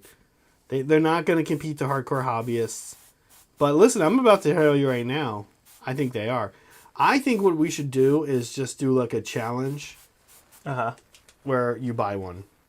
That's what, if we ever have our own product line, let's make a really bad product that's stupid. And then let's do a challenge on Instagram and everything. And the challenge is just you buy it. Just buy it. Buy it anyway. Yeah. Guys, we made a really bad product on purpose. And now we have a challenge for all of our fans. All of you guys. For all of our fans out there, we have a challenge. Just go ahead and buy it anyway. It's like the guy who made $1 million app and it didn't do anything. He's like, this is literally just to show that you have wealth. Oh my god. Is that a real thing? I think so. I forgot to paint this whole thing. I missed a spot. This doesn't look great. Oh, yeah. How are you feeling about doing all the skin and then doing this? You might have to do some cleanup, huh? I'm going to have to do some cleanup. But the problem is, if you look how deep this... Like, look how hard it would be to get into that crevice with green. It's like if I had painted this whole thing orange. Oh, yeah. It'd be a same amount of... Did you... Oh, man, this is impressive. I do have to say, when I painted a Gene Stealer Kill Team for a buddy of mine. Yeah. When I got my Sotar, and I tried to do what you're doing right now, and I was able to do it, and it was pretty cool. And what I mean is, I airbrushed all the skin. Yeah. And then I took the Sotar, which isn't even nearly as fine as this thing, or like your Harder Steinbeck right back home. I took that, and I was actually able to like just do all the armor and the pants with an airbrush as well. It was kind of eye-opening, and that's sort of where my gag of like I'll pull out the airbrush for anything comes from. Once I did that, I felt like really empowered. I was like, oh, if I'm careful, like with an airbrush, I can actually like you can get a lot done without overspraying. Right. It's all about finding the angles too. Finding angles and maybe actively wanting the edges to be darker or something. Like if that's okay. I tell you what, I do mask. I will mask with like a quick note card. Oh yeah. Like if I can send a note card up under something real quick. I just got overspray now. These models are like definitely not designed for the airbrush, which is fine, but GW is very allergic to airbrushing.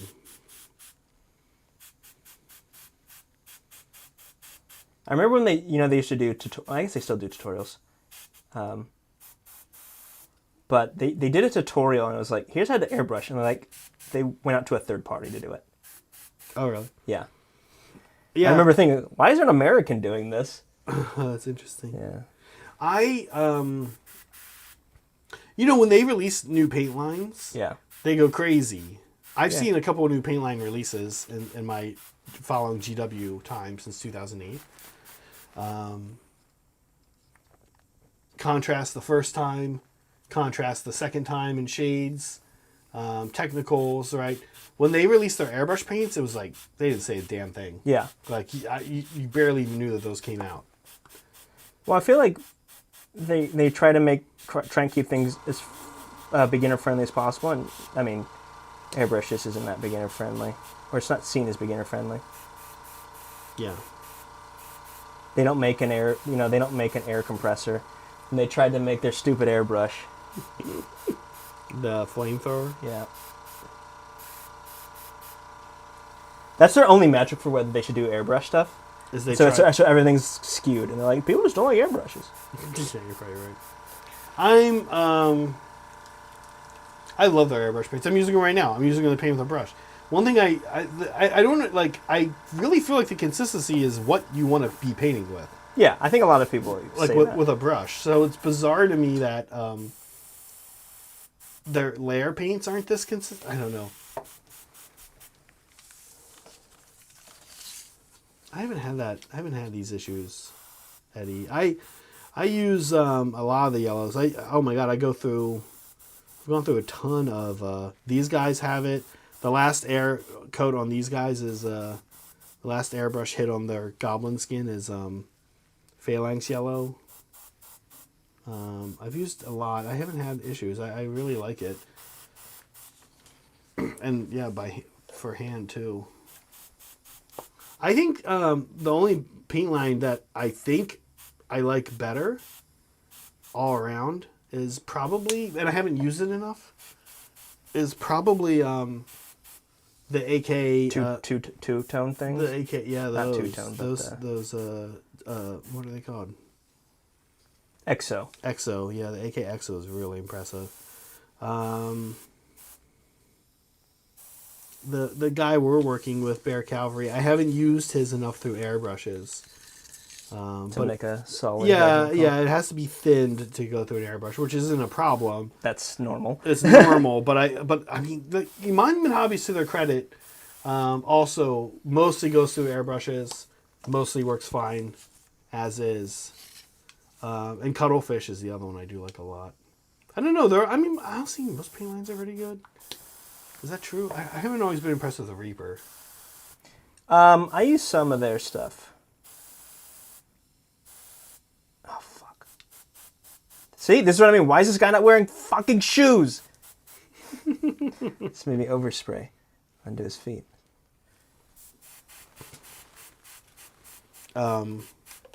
Yeah, I do like Reaper. Oh, no, don't like Reaper. I don't dislike it or really like hate it or anything. I just haven't super been impressed with it. Up until now, I'm prepared to always switch my opinion. I hate to say I haven't been yet impressed by Two Thin Coats. Yeah, I think it's very like fine. Yeah, I'm waiting for what's special about it. Meg was saying she thinks a lot of like beginning people probably appreciate the triad system he has. Yeah. And I think they're probably right. Yeah. I think she's probably right about that. But I don't feel like that. I don't know. I don't think that's super hard to do without somebody laying it out that way. But I know that I'm probably wrong on that. I mean, it's just nice to have it laid out for you. Yeah. It's a beginner thing, right? It's not. He's not advertising it as Yeah, and a lot of paints are sold that way anyway, or somewhere on their. Right. I mean, you have Citadel base layer. Yeah, they'll show you, and right.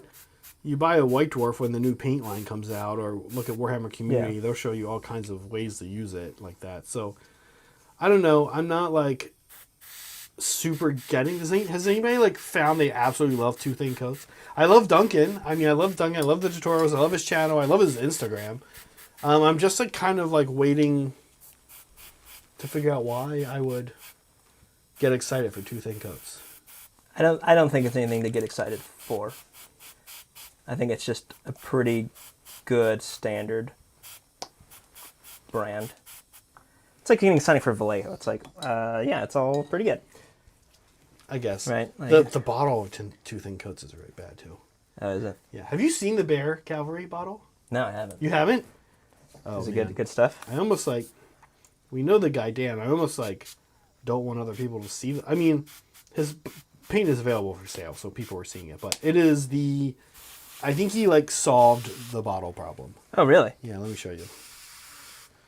So you want a dropper. I know everybody hates these GW ones. I'm hating this GW one right now, believe it or not. I'm like a rare defender of these bottles. And right now, this one is annoying me because paint got in the back part of it. Oh, yeah. And so now every time I touch it, I get Mournfang Brown on my hand. Let me grab one. Let me show you the bottle. Oh. Stood up all day, and now I'm sitting all day. So my legs are pretty much Jelly. Where's Meg hiding these? Okay. I'm going to check this out. Here's where we are. You can see the orangey. Looking very like a tangerine. Okay, here we go. Oh, can you hand me the dump cup, by the way? Dump cup? Oh, yeah, for airbrush? Yeah. Do you need water squirting? Yes. Oh, okay. Okay.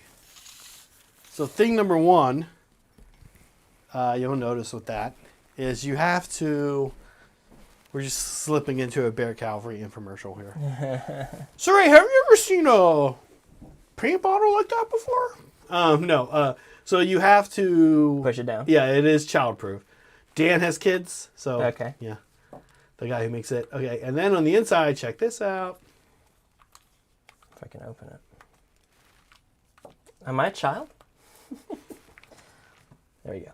Okay, so it's that. Uh-huh. And what's cool is it does the same thing that the Citadel plastic glue does, where the lid has like a little sticky thing. Oh, and it a pushes little it down. pointer that sticks it down. Oh, that's pretty good. Yeah. So pretty impressed with it. As far as if you like the dropper bottle type, Meg's been using it. She's been saying it's great. Like so the Monument Hobby one has this problem, right? Yeah, you have to wipe it off. You gotta clean that off all the time. Yeah. Okay. Weirdly, my favorite is the I think Dan's are now my favorite, but before that, I kind of like the way Minotaur. Yeah, they have they don't have the pokey thing, but It's like a flip cap. yeah. Yeah. All right. How are you supposed to clean this thing? Yeah, and then what I do, Just grab a. I use these things Rudy sent us. And I pretty much use like one each time And just kind of go around in there. You know the other way that the other cleaning method that thing really benefits from? What? We don't have to do it on stream, but we can do it after, is the thing where you submerse into the water. and then blow it. And then blow it. Yeah, that actually I found is really helpful in that thing. So, like, my issue with Iowata, I was kind of wondering if the Eclipse is the same issue. In a Badger, like, when you have the Patriot, there's no spot on the Patriot that you can't access, like, quite easily. Like, without kind of disassembling parts. This thing, the Highline, has, like, this one area. Let me show you here. This one area, basically in between the cup. Yeah. This right here. This chamber right here is totally like sealed. Yeah. You can't get into it from here, and when you take this stuff apart, you really can't get into it either. Yeah. And so that makes me super. That's the one thing I don't like about Iowatas. I don't like that there's a way that there's this like hidden area that I can't just routinely every time I'm doing stuff with water just routinely like get to. Not easily accessible. Yeah, that's fair. Listen, we have a couple things to do. I'm actually gonna, because of the time. We have fan stuff. We also have mail time. Oh, geez. Yeah, let's do some mail time. Okay. Shall we? We shall. You getting it? Wait, it's right there's here. some more over there. There's some here. There's some here. Was I supposed to do this? Is this mail time too? Not surprising. Yes, I think so. Okay. Is that the stuff for you? Yes. Oh yeah. Rudy has sent us some stuff. We really appreciate Rudy's support all the time with this guy. He has helped us keep doing cool things. So Rudy, as always, thank you. Rudy sent me models, Cire. Oh, nice. Us really, because it's a Stormcast army. This is pretty cool. He sent a box of Vigilors. Oh. These are the super cool guys with bow and a weapon. Oh yeah, nice. The light armor, the Phobos. Yeah, they actually are 3-up now, though. Oh, interesting. Yeah. They're also. It's like a simplicity thing. Yeah. Everything's 3-up. Wild, ready? Yeah. I'm excited for this. Wild, 10 in a box. Wow, for Stormcast. Weird, right? That's Feel weird. the box. It's That's like bursting. It's like almost doesn't work, right? Yeah. Yeah, it's like poking through it. So Rudy sent them, and I was like, oh, cool. Rudy sent 5. I was like, well, I'm probably gonna need 10. And I was like, well, maybe I don't because they come in units of 5. Yeah, but it comes in a box of 10. That's pretty cool. Oh wait, do they? And you know what? You know what their thing is, right? No. Okay. Their thing is. I don't know. Okay, sorry. Their rule is that they're marker lights. Oh, I see. If they hit in the shooting phase anything with their bow, in the following combat phase, the whole Stormcast army gets +1 to hit that thing. Oh, wow. And so I think, let me see. I think they come in units. Maybe they do come in a unit of 10. I'm pretty sure they come in a unit of 5, though, which is super interesting. 5 models for 130. Oh, this is crazy. Their ability, that anything they hit, you get +1 to attack, is a passive. It's not once per turn per army. Oh my god. So I can make 2 units of Vigilers out of these And get +1 to hit 2 units. That's amazing. That's really amazing, actually. Cool. Yeah. Wow. So these guys are for sure on the painting table soon. An ultrasonic cleaner. Yes. Thank you, Rudy. He actually messaged me ahead, so I knew this was coming. Yeah, it looks like a deep fryer. Yeah, it does. It's like a deep fryer. It looks like it's got a basket.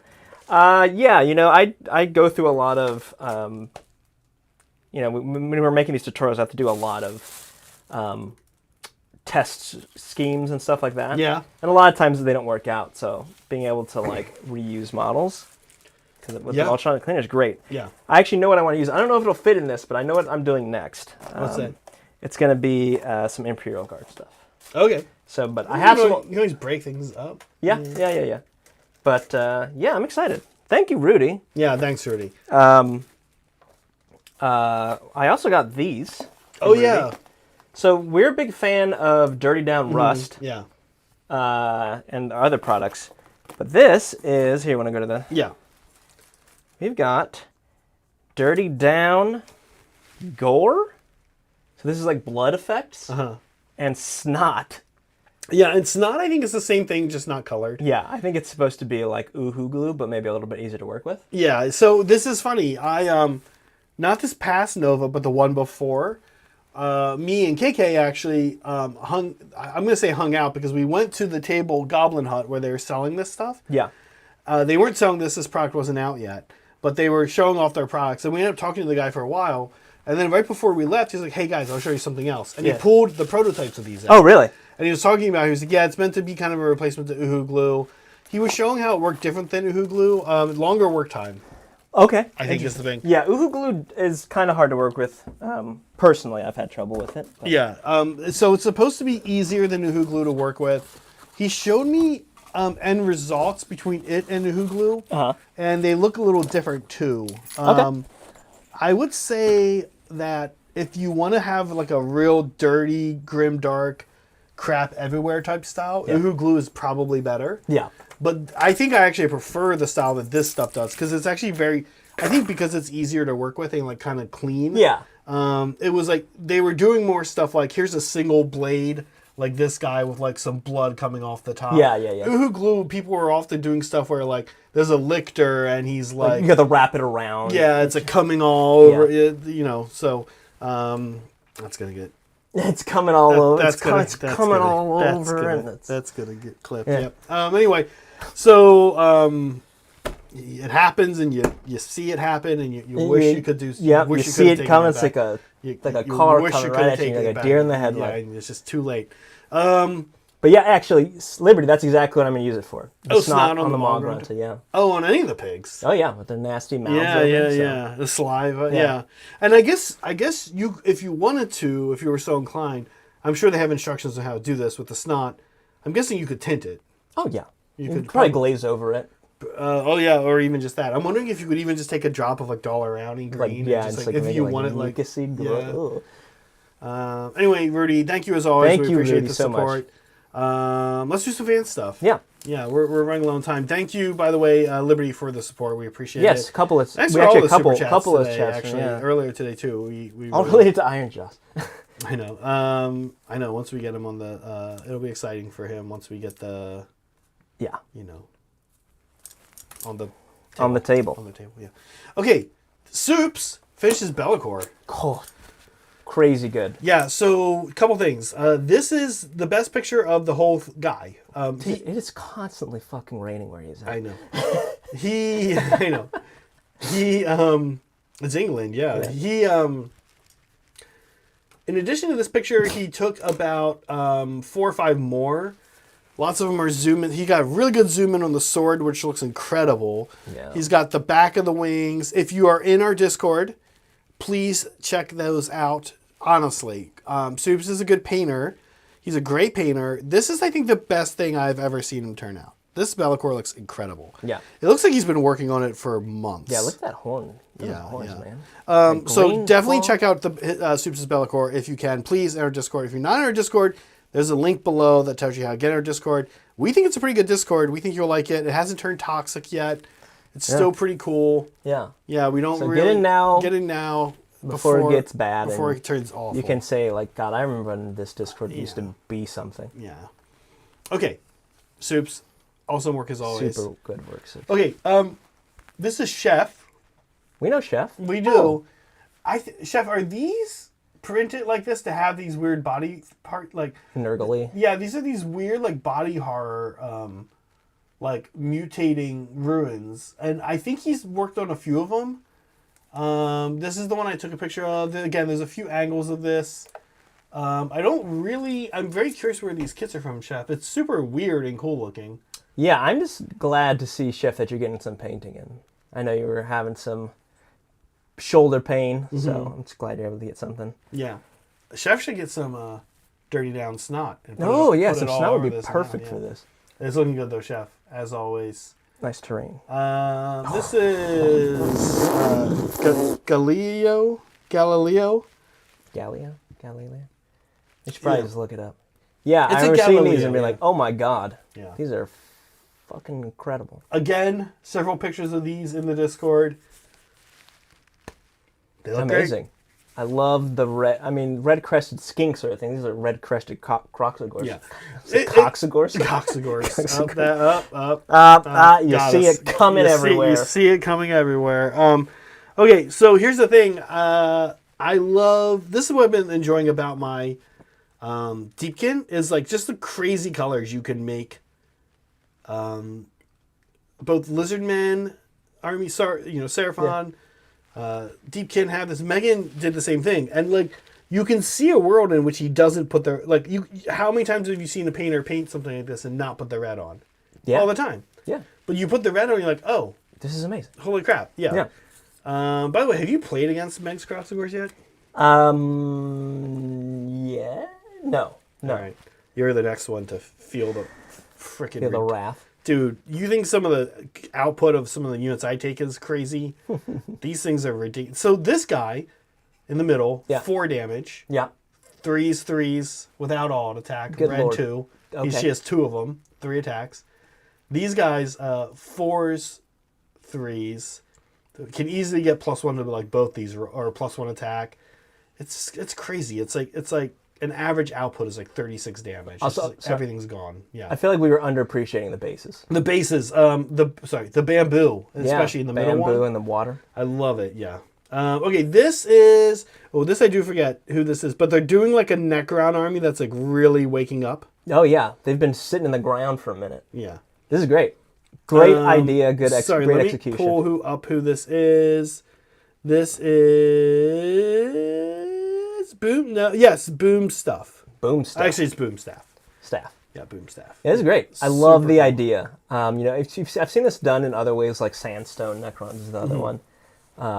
Yeah, this is awesome. Great execution. Great use of not static grass, but tufts and turf. Yeah, turf stuff. Yeah, it's cool. This actually looks more like it was like it didn't come up from out of the ground, but like it was there all like. It's just been sitting. He just ran over and hopped on and turned it on. Yeah. after being sitting for like 1,000 years. Yeah. Okay, this is Cody. Cody is doing a commission with like somebody's commissioned to do like almost every endless spell apparently. Oh my god. So that's what he's working on right now, and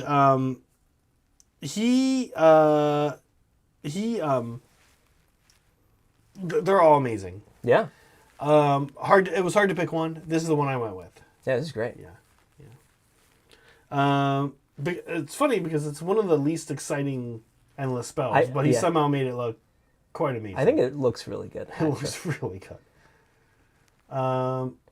This is somebody who we know, prominent member of the community, but rarely posts his stuff. This is Godforge D. Oh, cool. Godforge is like a crazy. He has a side business of 3D printing stuff. Okay. He has like a 3D printing farm in his basement. He's a 3D printing wizard, so it's very cool to see some of his actual sitting down and painting stuff. Oh yeah. And he's this is amazing. I love this pattern. The coconut crab scheme. Yeah, exactly. Yeah. I love seeing people. You can do this with Tyranids. I love seeing people that I'm going to paint outside the lines. I'm going to do these crazy colors. Yeah. It is your, not palette, your canvas. Right. Super cool. Yeah. Okay. Moving on, we've got...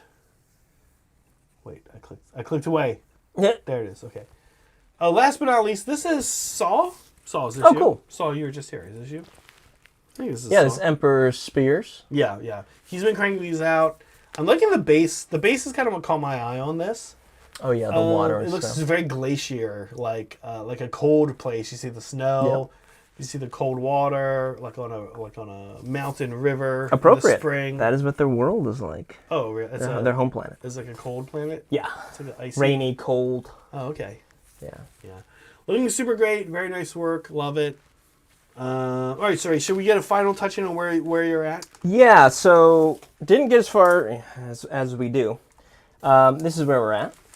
This is looking great. This is the first time I'm like starting to see it come together, though. Yeah. So the next step is I'm gonna grab. I actually think you have it out here. Is it Scarlet Red? Basically, I'm gonna grab an orangey red ink and I'm just gonna spray that into the shadows. And what that's gonna do is it's really gonna make this orange seem very, very bright. Yeah. Because right now we've got this like brown. Oh, Scarlet ink? Yeah. Dollar Rounty? Yeah. Yeah, I do have that. Yeah. Yeah. So that's going to be the next step, and it's going to just really make this orange very fiery. Okay, that's exciting. Yeah.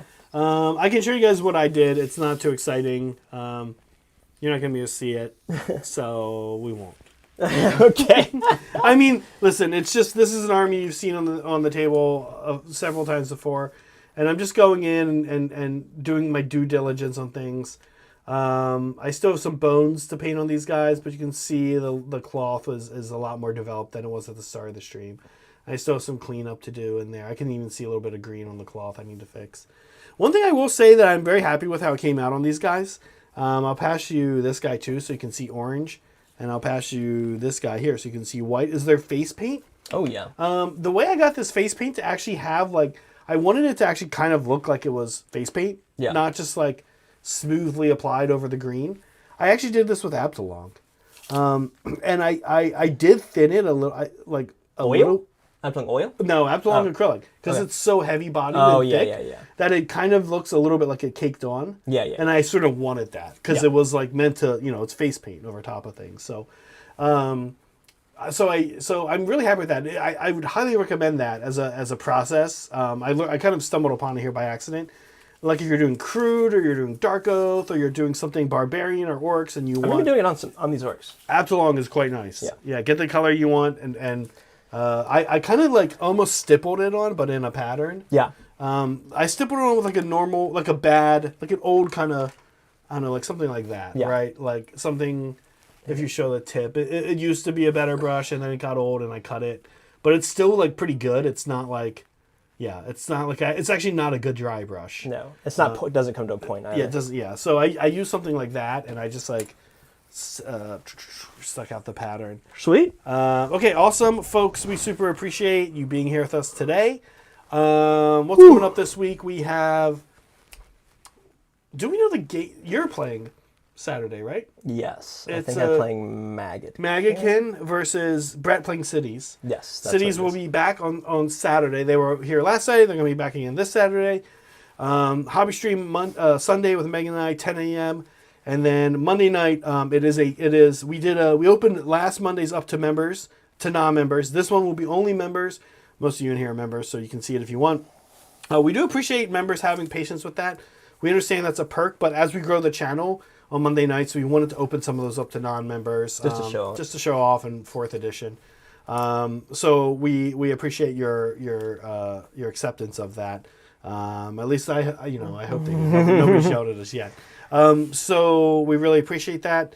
Monday's matchup, I don't know what it actually is yet. It's going to be Brad and me. I think he's either playing Khorne or Foot Ogres. Ooh, yeah. Neither of which we've had. Well, Vino played Khorne when he came on the channel, but we haven't had either of the 4th ed versions of those armies on the channel yet. Excited. So new army Monday for members. Saray, we did it. You have anything? No, that's it. I'm good.